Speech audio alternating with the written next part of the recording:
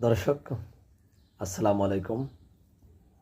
একটি গুরুত্বপূর্ণ হাস্যকর বিষয়, তথাকথিত স্বৈরাচারী সরকার প্রধান শেখ হাসিনা কালকের একটি কল রেকর্ড ফাঁস হয়েছে, যেখানে উনি বলছেন উনি অতি শীঘ্রই দেশে ফিরবেন এবং ডক্টর ইউনূসের নামে যত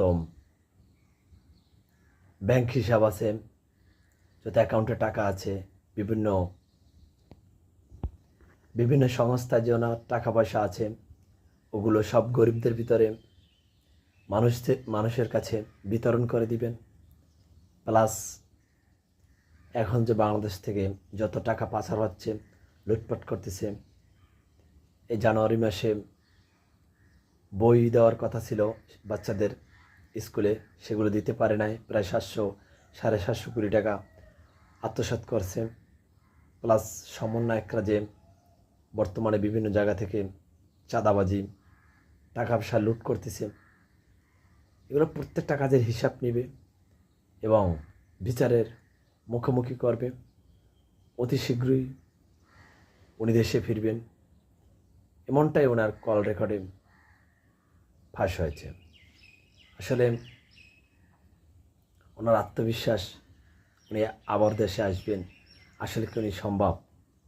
যে গণহত্যা চালিয়েছেন, মানুষের প্রতি জুলুম করছেন, এতগুলো মানুষের প্রাণ জড়ালো, কিন্তু নিজে কোনোটাই অনুতপ্ত না, নিজের ভুলটা মোটেই স্বীকার পাচ্ছে না। এটাই হলো বাংলাদেশের রাজনীতির মূল সমস্যা।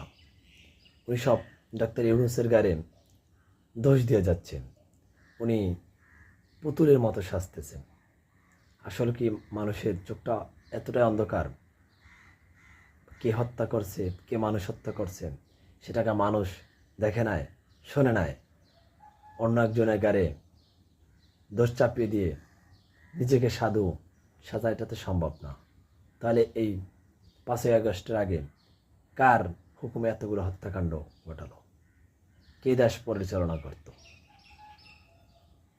আসলে আকাশ কুসুম চিন্তা ভাবনা আর কি নেতাকর্মীদের যাতে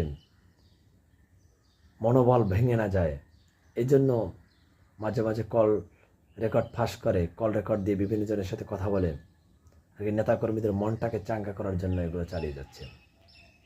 আশা করি বুঝতে পারছেন। আসসালামু আলাইকুম।